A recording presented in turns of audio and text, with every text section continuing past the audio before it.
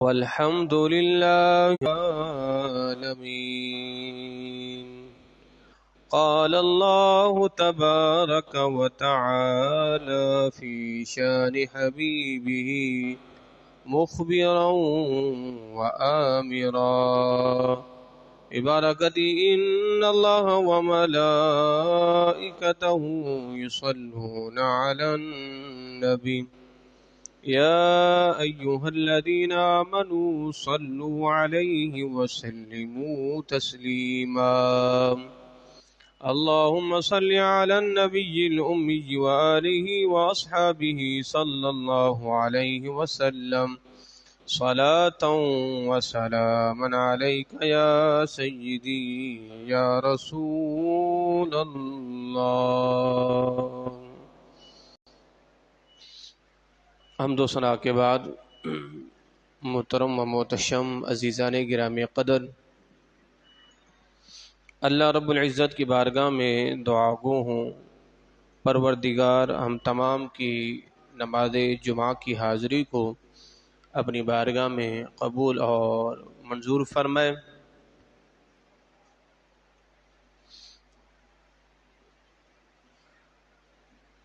آج ہم 26ویں پارہ کی پہلی سورت سورۃ الاحقاف، سورت نمبر 46، اس پر ہم گفتگو کریں گے، اس لیے کہ آقا کریم صلی اللہ تعالی علیہ وآلہ وسلم نے ارشاد فرمایا، بہترین وعظ وہ قرآن ہے اور بہترین راستہ وہ حضور کی سیرت ہے۔ تو قرآن سے بڑھ کر کوئی وعظ نہیں ہے، تو اس لیے وقتاً فوقتاً ہم قرآن پاک کی چیدہ چیدہ صورتیں، ان کی تفسیر و تشریح آپ کی گوش و گزار کرتے رہتے ہیں۔ اللہ رب العزت ہم سبوں کو قرآن سے جڑنے کی توفیق عطا فرمائے کہ بندہ یوں قرآن سے جڑا رہے، یا پڑھ کر جڑا رہے یا سن کر قرآن سے جڑا رہے، تو قرآن کی ڈھیروں برکات نصیب ہوتی ہیں۔ اور سب سے بڑی بات یہ ہے کہ پھر بندے کو یہ احساس ہوتا ہے کہ اللہ نے کتاب اللہ میں کیا کیا ارشادات بیان کیے ہیں۔ تو پہلا لفظ ہے حامیم، انہیں حروف مقطعات کہا جاتا ہے، یعنی ان حروف کا ترجمہ جو ہے وہ مفسرین نہیں کرتے، اس لیے کہ یہ وہ الفاظ ہیں کہ جن کا معنی، جن کی مراد اللہ جانے یا اس کا رسول جانے۔ اور بعض مفسرین نے ان حروف کو کوڈ ورک کہا ہے، جس طرح بعض اشارے، بعض لفظ ایک کوڈ ہوتے ہیں نا، کوڈ ورک، بعضوں نے ان حروف کو کوڈ ورک کہا ہے، یعنی ایک کوڈ ہے۔ یہ کیا ہے اس کے اندر، اللہ جانتا ہے یا اس کا رسول ہی جانتا ہے۔ تو اس میں کوئی شک نہیں ہے، یقیناً ظاہر کتاب اللہ میں کوئی بھی لفظ بے معنی کیسے ہو سکتا ہے؟ تو یقیناً اس کا کوئی نہ کوئی معنی ہوگا، وہ اللہ جانتا ہے یا اس کا رسول جانتا ہے۔ پھر آگے ارشاد فرمایا، تنزیل الکتاب من اللہ العزیز الحکیم، یہ کتاب اللہ رب العزت جو کہ عزت والا ہے، حکمت والا ہے، اس کی طرف سے اتاری ہوئی ہے۔ تو یہ کتاب اتارنا ہے اللہ عزت و حکمت والے کی طرف سے۔ تو گویا کہ سرکار مدینہ نے اہل مکہ کو یہ واضح پیغام دیا کہ یہ جو کتاب اللہ ہے یہ میری خود سے گھڑی ہوئی نہیں ہے، بلکہ یہ اللہ رب العزت کی اتاری ہوئی ہے۔ اور پھر اللہ رب العزت آگے ارشاد فرماتا ہے ما خلقنا السماوات والارض وما بینہما، ہم نے زمین اور آسمان کے درمیان جو کچھ بھی پیدا کیا ہے الا بالحق، حق کے ساتھ اس کو پیدا کیا ہے۔ اللہ ایک اور جگہ ارشاد فرماتا ہے وما خلقنا السماوات والارض وما بینہما لاعبین، ہم نے زمین و آسمان کے درمیان جو کچھ پیدا کیا ہے وہ کھیل کود کے لیے پیدا نہیں کیا، وہ بیکار پیدا نہیں کیا۔ اور یہاں کیا فرمایا؟ جو کچھ ہم نے زمین و آسمان کے درمیان پیدا کیا ہے الا بالحق، مگر حق کے ساتھ اس کو پیدا کیا ہے، وَأَجَلٍ مُّسَمَّى، اور ایک مقررہ میعاد تک اس کو پیدا کیا ہے۔ ہر ایک چیز، جن و انس، شجر و حجر، اللہ نے ہر ایک کی ایک میعاد رکھی ہے، اور وہ چیز اپنی میعاد تک رہتی ہے، پھر وہ ختم ہو جاتی ہے۔ تو فرمایا وَأَجَلٍ مُّسَمَّى، ایک مقررہ میعاد تک اس کا ٹھہرنا ہے۔ وَالَّذِينَ كَفَرُوا عَمَّا أُنذِرُوا مُعْرِضُونَ، اور فرمایا کہ وہ لوگ جنہوں نے کفر کیا، کافر ہوئے، اما انذروا معرضون، جس سے انہیں ڈرایا جاتا ہے وہ اس سے منہ پھیر لیتے ہیں۔ اعلیٰ حضرت کیا ترجمہ فرماتے ہیں؟ فرمایا کافر اس چیز سے کہ ڈرائے گئے منہ پھیرے ہیں۔ اللہ رب العزت کے نبی نے کافروں کو قیامت سے ڈرایا، قیامت کی سختیوں سے ڈرایا، حشر و نشر سے ڈرایا، بجائے ڈرنے کے کافروں نے اس سے منہ پھیر لیا، کہا ہمیں تو اس پر یقین ہی نہیں ہے، یہ تو کی کہانیاں ہیں، یہ تو کی قصے ہیں، یہ کیسے ہو سکتا ہے؟ اللہ اکبر۔ اب اللہ رب العزت آگے ارشاد فرماتا ہے قل ارأیتم ما تدعون من دون اللہ، بھلا یہ بتاؤ جنہیں تم اللہ کے علاوہ پوجتے ہو، جنہیں تم اللہ کے علاوہ پکارتے ہو، جن کی تم پرستش کرتے ہو، ارونی، مجھے دکھاؤ، ماذا خلقوا من الارض، انہوں نے زمین کو کوئی ذرہ پیدا کیا ہے؟ جنہیں تم اللہ فرما رہا ہے، جنہیں تم میرے علاوہ پوجتے ہو، پکارتے ہو، ارونی ماذا خلقوا، ذرا مجھے دکھاؤ انہوں نے زمین کا کوئی ذرہ پیدا کیا ہے؟ انہوں نے کوئی چیز بنائی ہے؟ وہ کسی چیز کے خالق ہیں؟ ام لہم شرک فی السماوات، یا ان کی کوئی آسمان کے اندر ان کی کوئی شراکت ہے، آسمانوں میں ان کا کوئی حصہ ہے، ان کی کوئی پراپرٹی ہے، اللہ کے وہ شریک ہیں؟ ایتونی بکتاب من قبل ھذا، قرآن سے پہلے اللہ نے تم پر کتابیں اتاری ہیں، تورات ہے، انجیل ہے، زبور ہے، اللہ نے صحیفے اتارے ہیں، چلیں ان کتابوں میں کوئی ایسی چیز دکھا دیں، او آثارۃ من علم، یا پھر تم اپنے آباء و اجداد کے علم میں سے کوئی بچا کھچا کوئی واقعہ ہو، کوئی بات ہو دلیل کے ساتھ ہو، چلو وہی دکھا دو، ان کنتم صادقین، اگر تم سچے ہو تو پھر ایسا کر کے دکھاؤ۔ کتنے حسین انداز میں اللہ نے اہل مکہ کو اپنی وحدانیت کی طرف بلایا ہے۔ دیکھو جن کو تم پکارتے ہو، جن کی تم پوجا پاٹ کرتے ہو، انہوں نے کس چیز کو بنایا ہے، کس چیز کو پیدا کیا ہے؟ اس سے پہلے ہم نے کتابیں اتاری ہیں، کیا کہیں ہم نے یہ کہا ہے انہوں نے کچھ بنایا ہے؟ یا تم اپنے آباء و اجداد کی کوئی دلیل کے ساتھ بات ہی بتا دو۔ ان کنتم صادقین، اس سے بڑھ کر گمراہ کون ہو سکتا ہے کہ جو اللہ کے علاوہ ایسوں کو پکارتے ہیں، من لا یستجیب لہ الی یوم القیامہ، ایسوں کو پکارتے ہیں، اللہ فرماتے ہیں وہ قیامت تک تمہیں جواب نہیں دے سکتے۔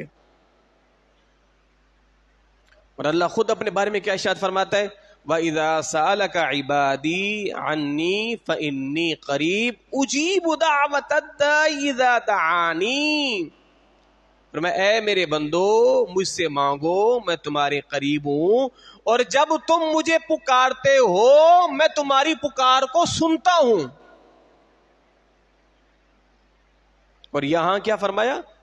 فرمایا کہ اس سے بڑھ کر گمراہ کون ہو سکتا ہے جو اللہ کے علاوہ ایسوں کو پکارتے ہیں من لا یستجیب لہ الی یوم القیامہ، قیامت تک ان کو پکارتے رہو وہ تمہاری پکار کو سننے والے نہیں ہیں۔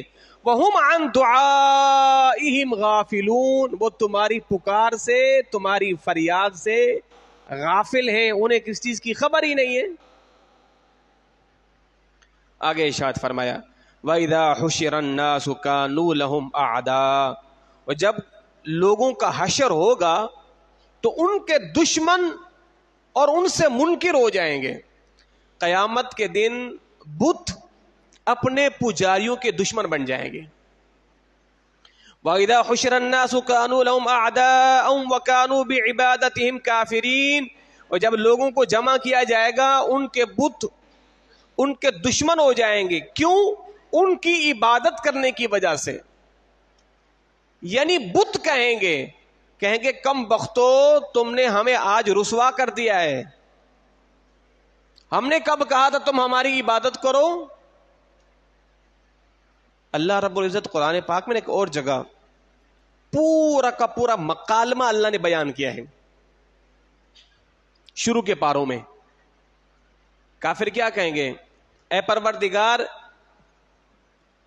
ان بتوں کو جہنم میں ڈال، انہوں نے ہمیں گمراہ کیا تھا۔ اللہ بتوں کو قوت گویائی دے گا، وہ کہیں گے نہیں ہم نے کب کہا تھا ہماری عبادت کرو؟ بت کہیں گے اے مالک ان کو جہنم میں ڈال، اور وہ کیا کہیں گے؟ مالک ان کو تو دگنا عذاب دے۔ اللہ کیا فرمائے گا؟ اللہ فرمائے گا تم سب کے لیے عذاب ہے، تم سب کے لیے عذاب ہے۔ اب ظاہر ہے آپ کے ذہن میں سوال پیدا ہوگا بت تو پتھر کے ہیں، مٹی کے ہیں، انہیں اللہ کیوں عذاب دے گا؟ اس لیے اللہ انہیں ذلیل کرنے کے لیے، دیکھو جن کو تم پوجتے تھے وہ تو تمہارے ساتھ جل رہے ہیں، وہ تو تمہارے ساتھ جل رہے ہیں، تو قیامت کے دن اللہ کے حضور جھگڑا کریں گے آپس میں، ہمیں انہوں نے گمراہ کیا تھا۔ بعض کافر اپنے قائدین کے بارے میں کہیں گے یہ ہمارے بڑے تھے، ہمارے سردار تھے، انہوں نے اپنے پیچھے لگایا تھا۔ تو ان کے سردار کہیں گے ہم نے کیا تمہیں مجبور کیا تھا؟ ہم نے کیا تمہارے ساتھ زبردستی کی تھی تمہیں گمراہ کرنے میں؟ تم خود ہی آئے تھے ہمارے پیچھے۔ اللہ فرمائے کہ ان دونوں کو جہنم میں ڈال دو۔ تو گویا کہ اندھی تقلید نہیں کرنی چاہیے کسی کی پیچھے آنکھیں بند کر کے نہیں چلنا چاہیے، دیکھنا چاہیے، سوچنا چاہیے کہ آپ کس کے پیچھے جا رہے ہیں۔ ہمارے ہاں لوگ جمع غفیر دیکھتے ہیں، میں اس کو یوں کہوں گا ہمارے ہاں لوگ مقدار دیکھتے ہیں، معیار نہیں دیکھتے۔ ہمارے ہاں لوگ مقدار دیکھتے ہیں، معیار نہیں دیکھتے۔ مثال کے طور پر اگر یہاں باہر آپ کو 30 روپے کلو آٹا بکنا شروع ہو جائے نا تو ساری قوم لین میں لگ جائے گی، کہے گی جناب 30 روپے میں آٹا مل رہا ہے کلو، جبکہ باہر تو مہنگا مل رہا ہے۔ تو یہ کم پیسوں میں زیادہ مقدار ہے، اس کا معیار نہیں دیکھیں گے، لوگ لین سے کھڑے ہو جائیں گے اور بعد میں پچھتاوا گو او ہو یہ تو بیکار چیز نکلی۔ تو ہمارے یہاں بھی یہی ہے، لوگ دیکھتے ہیں جس کا کر و فر ہو، جس کے پیچھے ہجوم ہو، جس کا نام سوشل میڈیا پہ چڑھا ہوا ہو، یا جس کے اشتہارات زیادہ چلتے ہوں، ہماری قوم اندھی تقلید کرے گی، اسی کی پیچھے چلے گی، شاید اسی کو بہت بڑا سمجھے گی۔ جبکہ جو چیزیں معیار والی ہوتی ہیں ان کو ڈھونڈنا پڑتا ہے، معیار والی چیزوں کو ڈھونڈنا پڑتا ہے، تلاش کرنا پڑتا ہے، تبھی جا کے ملتی ہیں۔ تو کیا فرمایا؟ قیامت کے دن واپس میں جھگڑیں گے۔ وَإِذَا تُتْلَىٰ عَلَيْهِمْ آيَاتُنَا بَيِّنَاتٍ، جب ان پر اللہ فرماتے ہیں ہماری آیتیں پڑھی جاتی ہیں تو قَالَ الَّذِينَ كَفَرُوا لِلْحَقِّ، تو کافر حق کے بارے میں کیا کہتے ہیں، قرآن کے بارے میں کیا کہتے ہیں؟ لَمَّا جَاءَهُمْ هَٰذَا سِحْرٌ مُبِينٌ، یہ تو کوئی کھلا جادو ہے، یہ جو نبی ہم پر پڑھ رہے ہیں یہ تو کھلم کھلا جادو ہے۔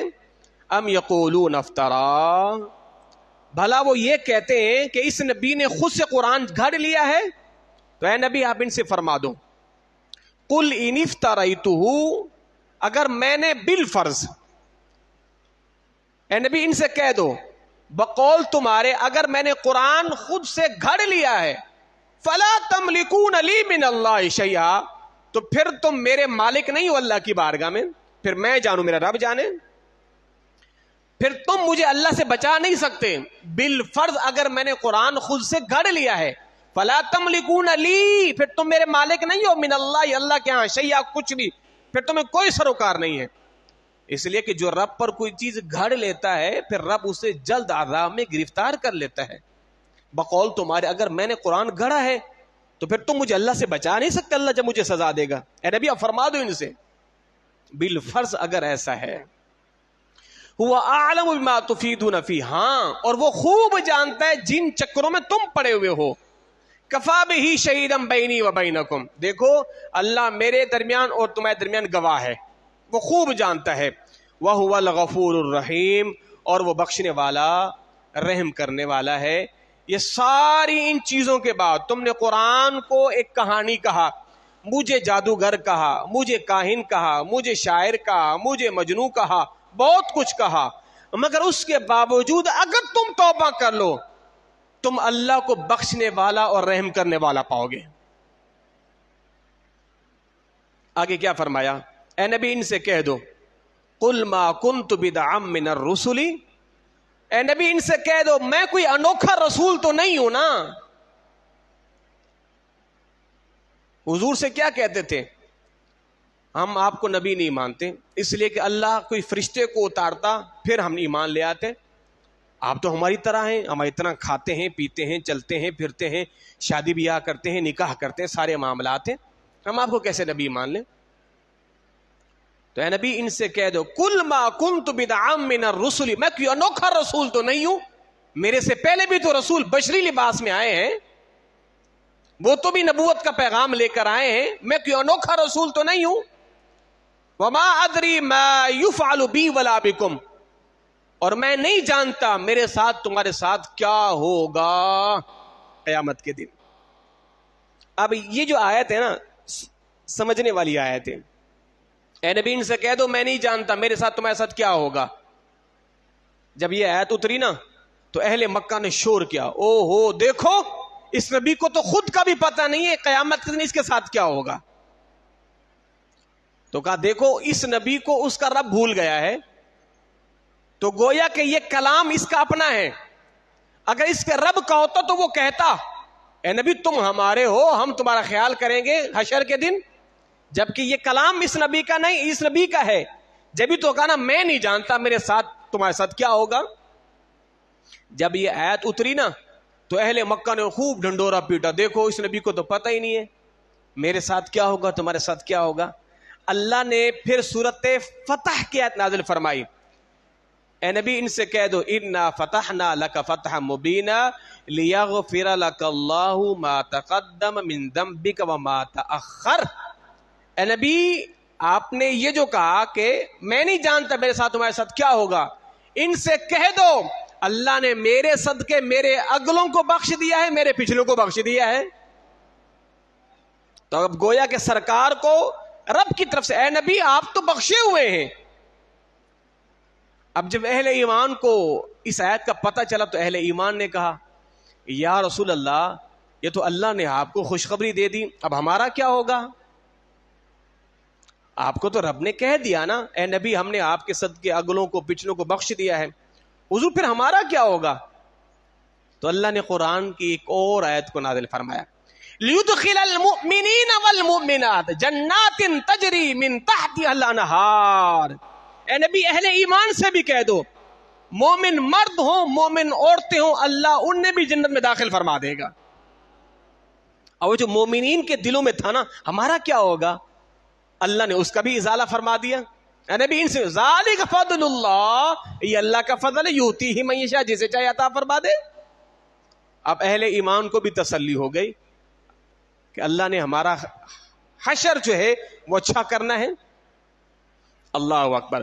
تو کیا فرمایا ان اتبع الا ما یوحى الی، میں تو اسی کی پیروی کرتا ہوں جو مجھ پر وحی کی جاتی ہے، وما انا الا نذیر مبین، اور میں تو صرف صاف صاف ڈر سنانے والا ہوں۔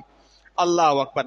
اللہ رب العزت اچھا ایک اور آیت کریمہ بھی ہے، جب اہل ایمان نے کہا نا ہمارا کیا ہوگا، وَبَشِّرِ الْمُؤْمِنِينَ، اے نبی اہل ایمان کو خوشخبری دے دو، کس بات کی، بِأَنَّ لَهُم مِّنَ اللَّهِ فَضْلًا كَبِيرًا، کہ اللہ کا ان کے لیے بہت بڑا فضل ہے، اہل ایمان کے اللہ کا بہت بڑا فضل ہے۔ اللہ اکبر۔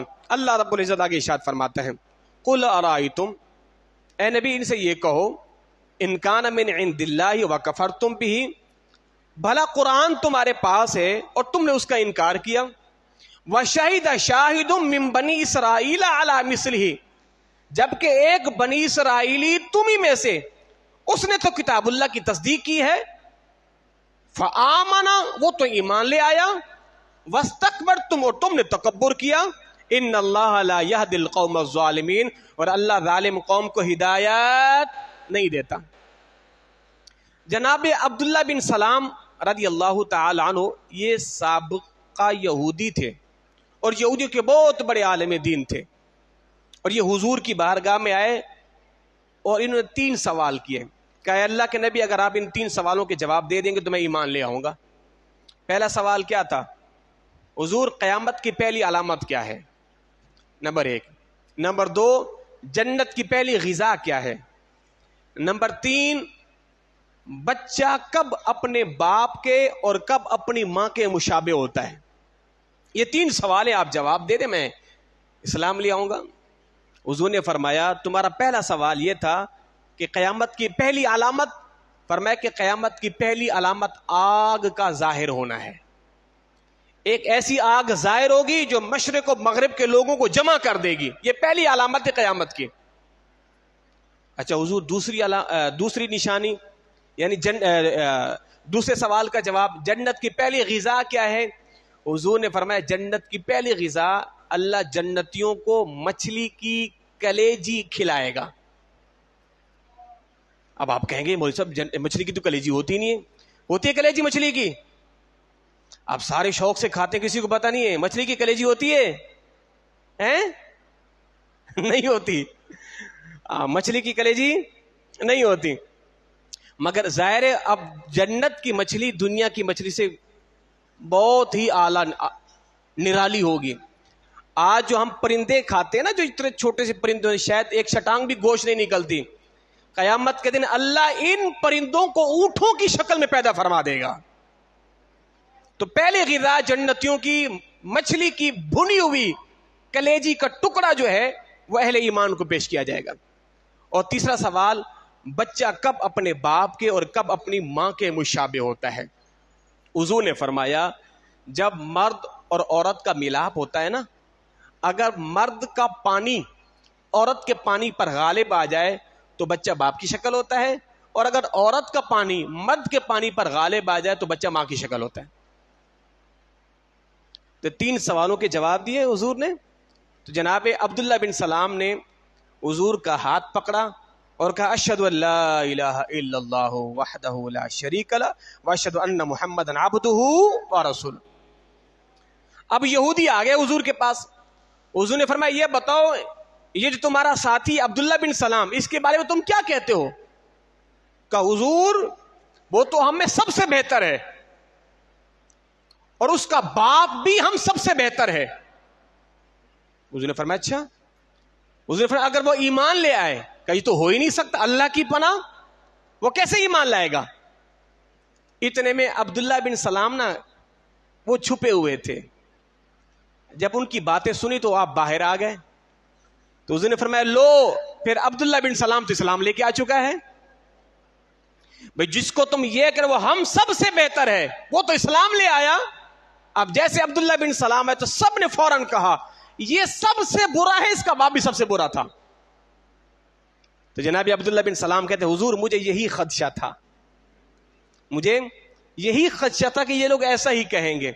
اللہ اکبر۔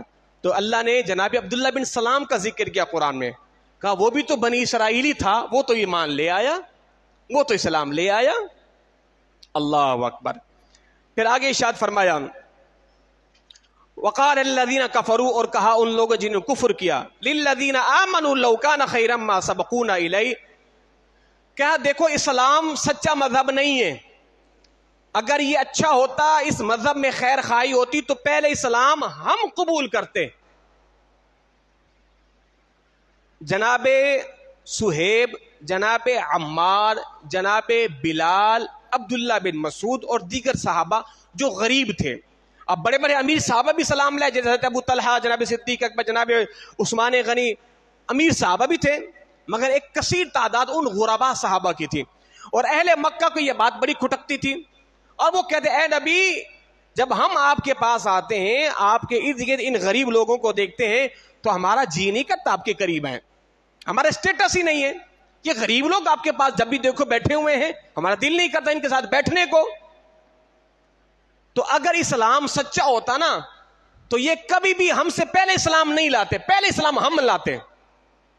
تو گویا کہ اسلام کے اندر کوئی خیر خواہی تو ہے ہی نہیں۔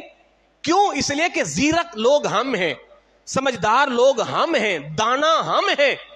اگر اس کے اندر خیر خواہی ہوتی تو پہلے ہم ایمان لے آتے، یہ نہیں لاتے، یہ پہلے ایمان لا چکے، اس کا مطلب ہے اس کے اندر اسلام میں کوئی خیر خواہی ہے ہی نہیں۔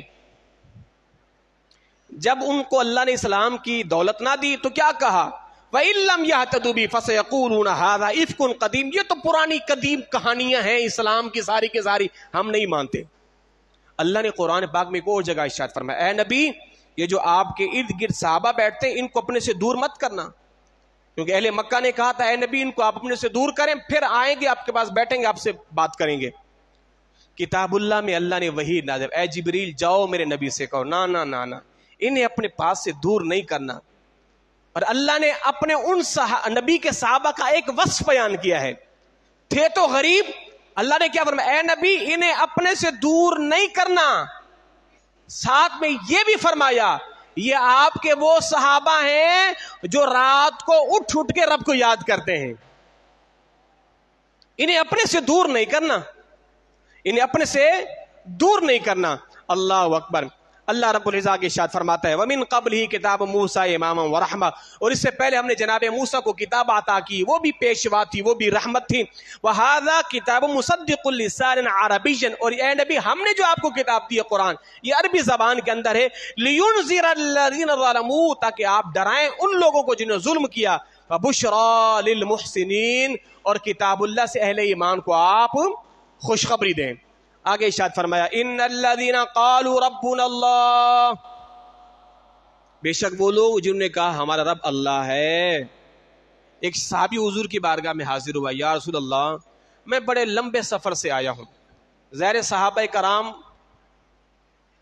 دور دور سے آتے تھے، اور ان کے قبیلے اور مدینہ طیبہ کے درمیان ایسے قبیلے تھے جو دشمن اسلام کے تھے، اور کہا حضور ہم حرمت والے مہینوں میں آتے ہیں، اگر عام دنوں میں آئیں گے تو ہماری ان سے لڑائی ہو جائے کہ ہمیں چھوڑیں گے نہیں، تو حضور میں بڑی دور سے آیا ہوں، بس آپ مجھے ایک وصیت کر دیں، مختصر ہو، جامع ہو، بس ایک وصیت کرے، چھوٹی ہو اور بڑی پاورفل ہو۔ تو حضور نے کیا فرمایا؟ قل آمنت باللہ، تو یہ کہے میں ایمان لایا اللہ پر، ثم استقم، اور پھر اس پر تو ڈٹ جا، تو کامیاب ہو جائے گا۔ اللہ اکبر، کتنی چھوٹی سی وصیت ہے سرکار کی، چھوٹی سی نصیحت۔ تو یہ کہ آمنت باللہ، میں اللہ پر ایمان لایا، پھر اس پر ڈٹ جا، تو کامیاب ہو جائے گا۔ اور قرآن نے کیا کہا؟ جنہوں نے کہا ہمارا رب اللہ ہے، ثم استقاموا، پھر اس پر ڈٹ گئے، فلا خوف علیہم ولا هم يحزنون، نہ ان پر کوئی خوف ہے نہ ان کو کوئی غم ہوگا۔ اولئک اصحاب الجنہ، یہی لوگ جنتی ہیں، خالدین فیہا، اس میں ہمیشہ رہیں گے، جزاء بما کانوا یعملون، یہ جزا ہے ان کے اس اعمال کی جو وہ کرتے تھے۔ اگلی آیت کریمہ والدین کے حوالے سے ہے۔ اللہ رب العزت نے قرآن پاک میں ماں باپ کو بیان کیا، مگر پروردگار نے اہتمام کے ساتھ والدہ کا ذکر بیان زیادہ کیا ہے، اس لیے کہ قانونی طور پر باپ کا حق ماں سے اولاد پر زیادہ ہے، اور اخلاقی طور پر ماں کا حق باپ سے زیادہ ہے اولاد پر۔ میں ہمیشہ سمجھاتا ہوں، ہمارے بزرگان دین نے لکھا ہے، اگر آپ گھر میں کوئی چیز لائے ہیں نا پہلے کس کو پیش کریں گے؟ باپ کو یا ماں کو؟ ماں کو. چیز پہلے ماں کو پیش کریں گے. دو باتیں ہیں، باپ کہتا ہے یوں کرو، ماں کہتی ہے یوں کرو. عمل کس کی بات پہ کریں گے؟ باپ کی بات پر. باپ کی بات پر عمل کریں گے. اللہ کیا ارشاد فرماتا ہے؟ وَوَصَّيْنَا الْإِنسَانَ بِوَالِدَيْهِ إِحْسَانًا. ہم نے انسان کو وصیت کی والدین کے ساتھ احسان کرے. اب کیوں احسان کریں؟ اب اللہ نے ماں کی شان بیان کی ہے. کیوں کہا وہ والدین کے ساتھ احسان کرے، اور پھر خصوصی طور پر ماں کی تکلیفوں کو گنوایا. حملتہ امہ کرہا. پہلی بات، ہم نے انسان کو وصیت کی اپنے والدین کے ساتھ حسن سلوک کرے. حملتہ امہ کرہا، اس کی ماں نے اسے پیٹ میں رکھا تکلیف سے. پہلی بات، حملتہ امہ کرہا، 9 مہینے ماں نے پیٹ میں اولاد کو رکھا، بولو تکلیف سے. پہلی تکلیف. دوسری کیا ہے؟ ووضعتہ کرہا، پھر اس نے جنا بھی تکلیف سے، رکھا بھی تکلیف سے، جنا بھی تکلیف سے. وحملہ، پھر اس کا اٹھانا. وفصالہ، پھر اس کا دودھ چھڑانا. 30 شہرا، 30 ماہ. ہمارے یہاں جب بھی کہتے ہیں کہ 2 سال مدت رضاعت ہے. 2 سال مدت ہے ماں کا، 2 سال بچے کو دودھ پلانا. اچھا، یہ لوگوں میں مشہور ہے کہ بچی جو ہے وہ 2 سال، بچہ 2.5 سال، یا بچی جو ہے وہ 2.5 سال، بچہ 2 سال. اس طرح لوگوں کے اندر ہے. دونوں کی مدت رضاعت ایک ہی ہے، وہ ہے 2 سال. اب اندازہ لگائیں، ماں نے تکلیف سے پیٹ میں رکھا، پھر تکلیف سے جنا، اور پھر ماں نے چھاتی کا دودھ پلایا. میں یہ کہتا ہوں اولاد اتنی ناشکری ہے، یہ ماں کا خون پینا پیٹ سے شروع کرتی ہے آخری سانس تک. آپ کہیں گے وہ کیسے؟ اولاد ماں کا خون پینا پیٹ سے شروع کرتی ہے آخری سانس تک. کیسے؟ جب اولاد پیٹ میں ہوتی ہے، وہ جو حیض کا خون ہوتا ہے، اب وہ غذا کے طور پر اولاد کو منتقل ہونا شروع ہو جاتا ہے. بحالت حمل میں عورت کو حیض کا آنا بند ہو جاتا ہے.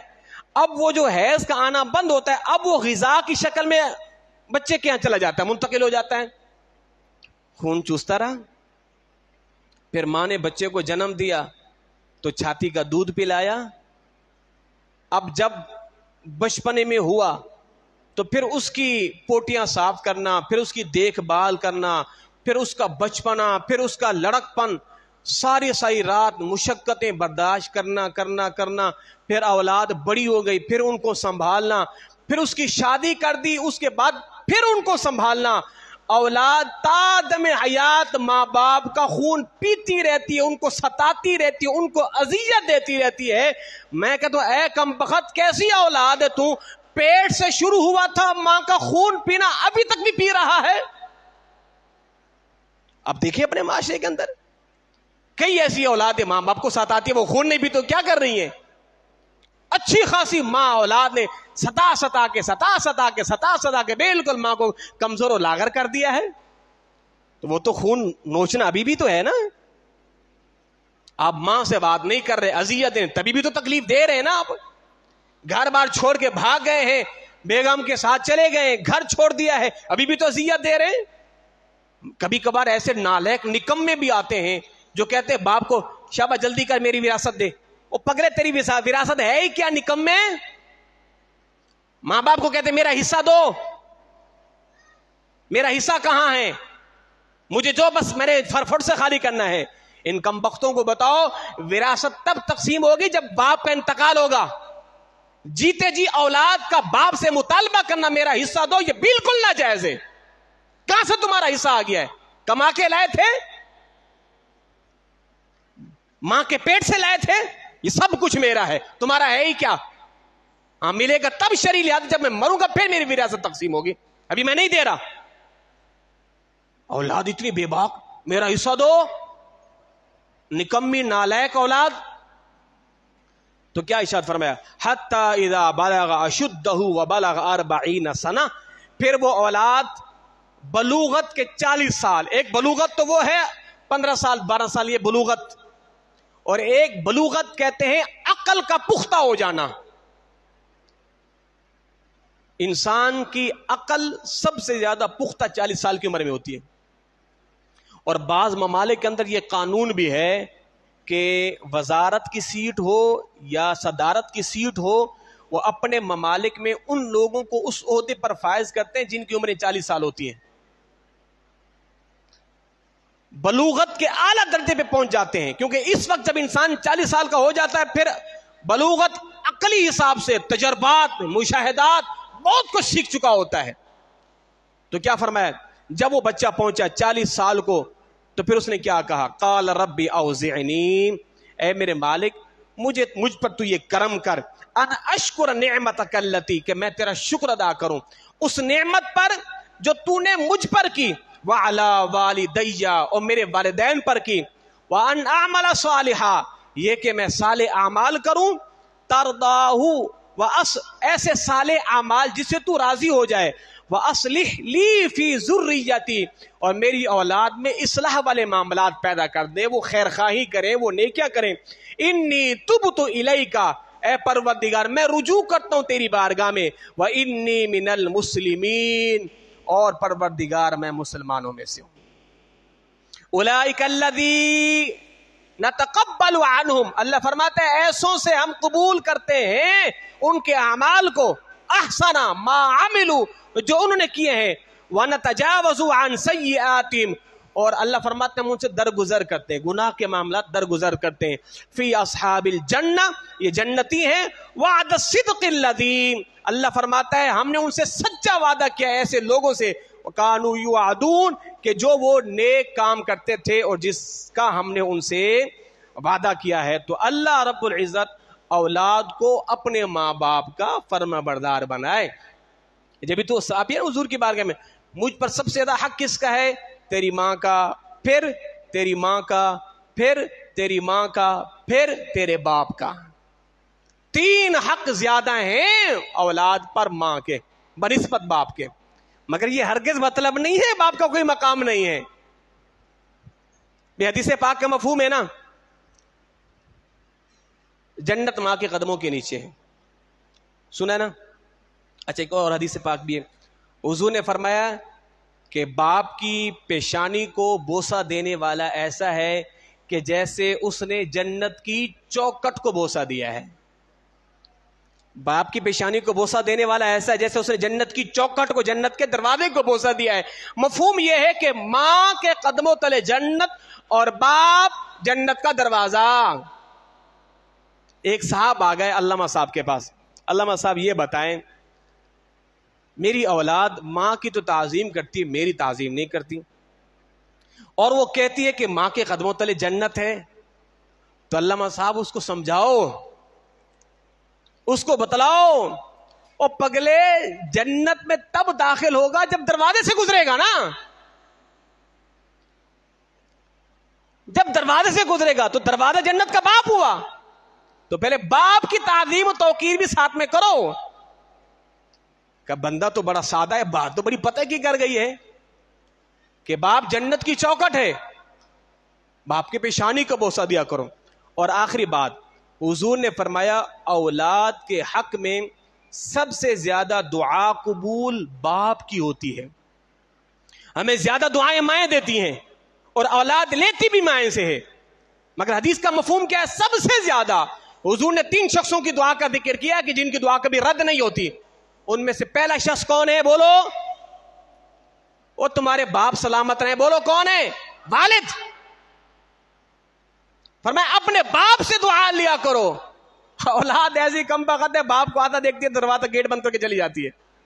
گھر میں باپ بیٹھے تو اولاد آتی نہیں ہے. تو باپ سے دعا لیا کرو، ان کی دعائیں اولاد کے حق میں قبول ہوتی ہیں. اللہ ہم سبوں کے والدین کو سلامت رکھے، جن کے والدین انتقال کر گئے اللہ ان کی بخشش و مغفرت فرمائے. وما علی الا البلاغ